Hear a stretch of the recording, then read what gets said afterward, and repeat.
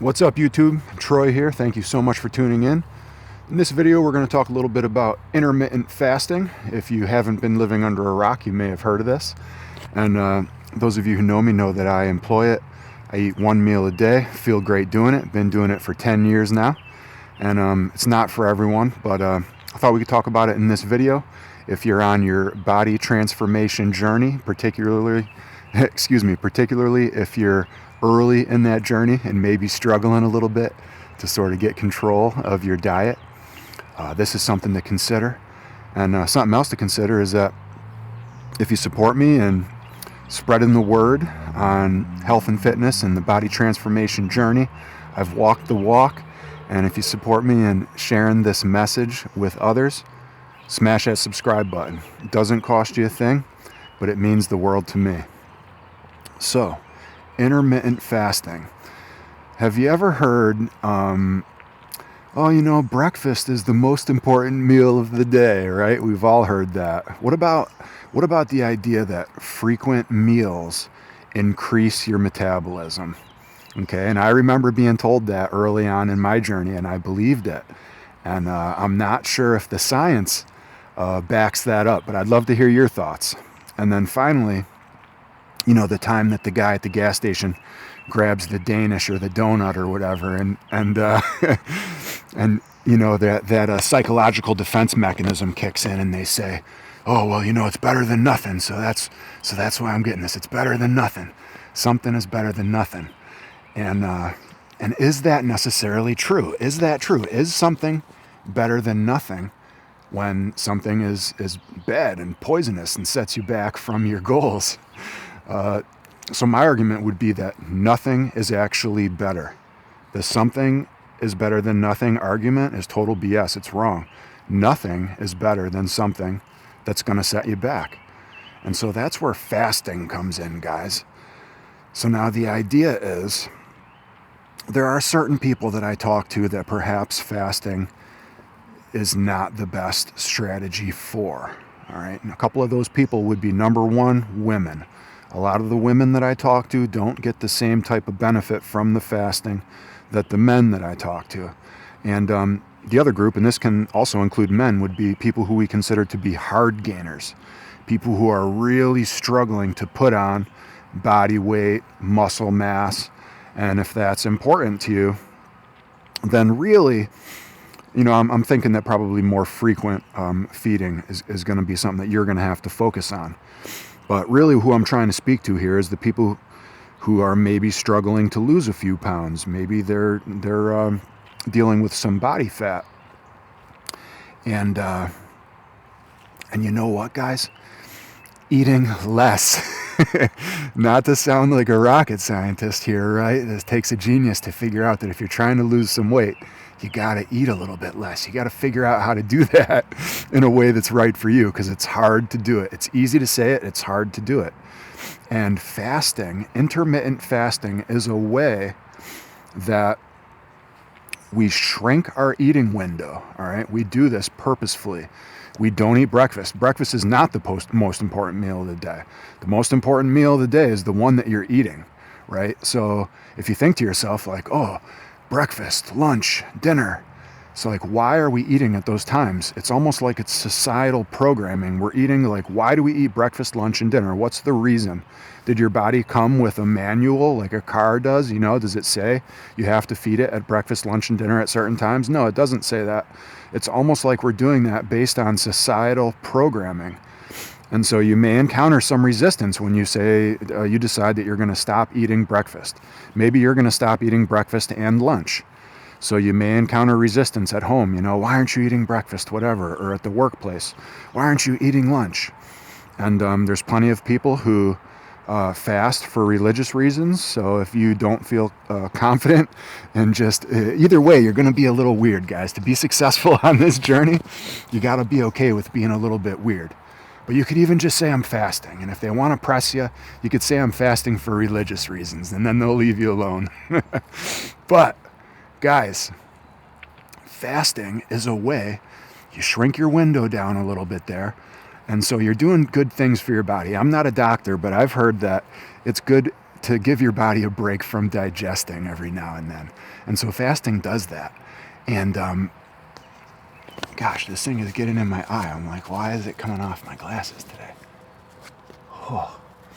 But really, guys, if you're struggling with body fat, if you're struggling with body weight, you're struggling with your relationship with food. And I'd be willing to bet that you're that you're not in control. You're not in control, right? You're making decisions based on the societal programming, the 3 meals a day. And if you're susceptible to that, you're probably susceptible to a whole bunch of other stuff, advertising and just like all these impulse things. And so like by fasting and shrinking your window and being mindful, and really what you're doing is you're taking control. You're saying that I'll allow myself to eat during this window, but I'm not going to eat during these other times. And you're taking control. You're learning how to take control. So, at its most basic level, I feel like it's providing you with that control. And if you're struggling with your body weight, you're struggling with, it's a control issue, and it has to do with what you're eating. And I'm sure that, again, that psychological defense mechanism kicks in and it tries to prevent you from looking at it. But it's just us here, right? And the idea is, let's get you in control of what you're eating. And by employing this sort of strategy, the fasting strategy, you can do that. And like I said, how you do it, it's super flexible. That's one of the real benefits of the program. Now, you can skip breakfast. I don't particularly wake up feeling super hungry, unless I'm really restricting the amount of food that I'm eating. I don't wake up super hungry. And so, I have to rush to get to work. So breakfast, it's easy for me to skip breakfast. At lunchtime, I'm at work. When I'm at work, I'm in like a fight or flight. I'm very stressed. So I know that my body isn't going to be in like sort of a digesting kind of mode. I just don't eat. And so that works for me. I eat after work in the evening when I can relax after my meal. And that's what works for me. Now, I've heard and I've felt a lot of benefit around trying to have my last meal, my last food intake, a few hours before I go to bed. And so, as opposed to, like, let's say you're the type of person, you wake up very hungry and you want to get something in you as soon as you wake up. You can still do the fasting. And what it would look like for you is you wake up, you eat, maybe you go to work, whatever, you eat a big lunch. Ayurveda would say that it's best to have your biggest meal, at about midday. And then for you, you would just cut off the eating a little bit early, let's say. Maybe you would say, no more eating for me after 4 p.m.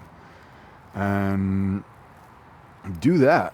And do that for a while. And you might be surprised at the type of changes that you start to see. And I'll tell you what, the nice thing about the fasting sort of routine is that you can combine it with, whatever other diet, or sort of like, if you're a vegetarian, let's say, you could still do that sort of fasting, sort of shrinking your eating window. You could do it with being a vegetarian. You could do it with carnivore. You could do it with keto. It's adaptable to however you want to eat. And it's very flexible. Like I said, you don't have to always do it. Maybe you're on vacation and someone is making a nice breakfast. You want to partake. No one says that you have to follow this. You're just doing it for whatever personal reason you're doing it for. No one is no one's holding you at gunpoint, forcing you to do it. So it's very flexible. And you can try an extended fast if you want, I've gone for several days and I was interested. It was very interesting how good I felt. And, some of the things that I thought prior would have been like, I'll have no strength. And I fasted for several days and went to the gym, and I had the same level of strength that I would typically have when I was eating. And I feel like I was stronger than the times where maybe I was eating something bad, definitely stronger than the times that I decided to drink half a bottle of vodka or whatever. So yeah. Now, supplements are expensive. Personal trainers are expensive. Gym memberships are expensive. It's expensive to eat healthy. Everyone says that. It's so expensive. It's true. You know, gosh, the prices on the organic stuff, you go into the grocery store. So it's all expensive. But the thing about the fasting that's nice is that it's free. The fasting doesn't cost any money. It doesn't cost any money. You don't have to get anything. You don't have to cook anything. There's no cleanup, right? So fasting is easy in that regard. You don't have to get anything. It doesn't cost any money. It's completely free. You're not doing something. It frees you up to do other stuff, right? Like when you're eating, there's a whole lot of stuff that goes along with eating. There's a cleanup process. There's a prep. You have to go out into the world and you have to acquire the ingredients and such. You know, when you eat, you got to go to the bathroom. There's a whole process with that, right? It takes a lot of time. And so when you're not doing that, it frees you up to do a whole lot of other stuff. And finally, with the fasting, it's really easy to follow. So I really feel like one of the biggest problems in terms of like dieting and being able to follow a diet, like I said, it's really easy to talk about, but it's not easy in application. And so fasting is something that's easy to follow. It's easy to adhere to. There's not as much suffering involved with the fasting sort of style of eating as there is with like the restrictive style of eating. I've tried that too, where you have the food scale and you're weighing everything and you're restricting. Oh, I'm at my calorie limit for the day. Oh, and I'm starving all the time. With fasting, it's never like that for me. I eat whatever I want. I eat as much as I want. And there's something about eating until you feel full that feels good for me. And so I think that the fasting is easy for me to adhere to stick to. Adherence, I think, is one of the most difficult things because, you know, like with dieting, it gets hard, right? It's hard to feel that hunger feeling and to not immediately go to food. And so you're sort of, I don't want to say that you're suffering, but you're sitting with that discomfort without really seeing any of the progress because, you know, it's going to take a while to lose a bunch of body fat. You can do it, but it takes a while. So there's a period where you're doing everything right and you're not seeing the results. In fact, what tends to happen is there's a period in time where you're going to start to look worse. When you first start to lose the body fat, you start to look a little bit worse. You're almost like, ooh, because your skin really hasn't like tightened up yet.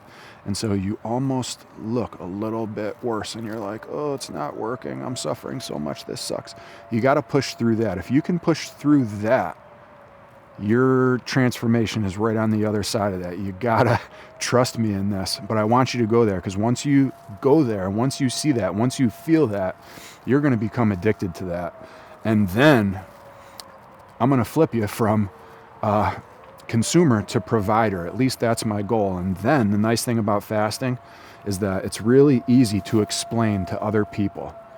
And so my goal is for you to be successful on this journey and for you to then pass it on. And when the time comes for that, it's easy to explain to people who are trying to learn, people who are early on their journey, how to fast. And I hope that when you pass this information along, you pass along the fact that it's just one in a toolbox of many. There's no one size fits all approach in this. 100% of these techniques are not going to work on 100% of the people 100% of the time. But I've never seen someone fail at this. Most people are successful. And one of the ways that people are often successful, like I said, a lot of guys that I talk to get really good results from this fasting lifestyle. And so that's why I wanted to share it with you guys, because I care about you guys. I want you to be successful. I know you can do it. And if you've stuck with me this far, thanks for watching the video, and I'll see you on the next one. Peace.